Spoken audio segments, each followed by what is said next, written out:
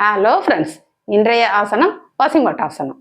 இது சர்க்கரை நோய் வராமல் தடுக்கவும், சர்க்கரை நோய் வந்தா அதை கட்டுக்குள் வைத்திருக்கவும் இது உதவும்.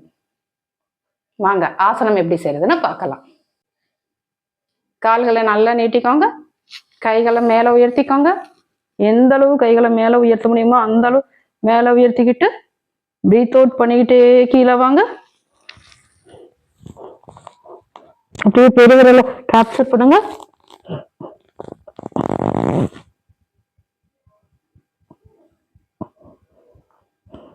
பிரீத்திங் பண்ணிட்டே மேல வாங்க.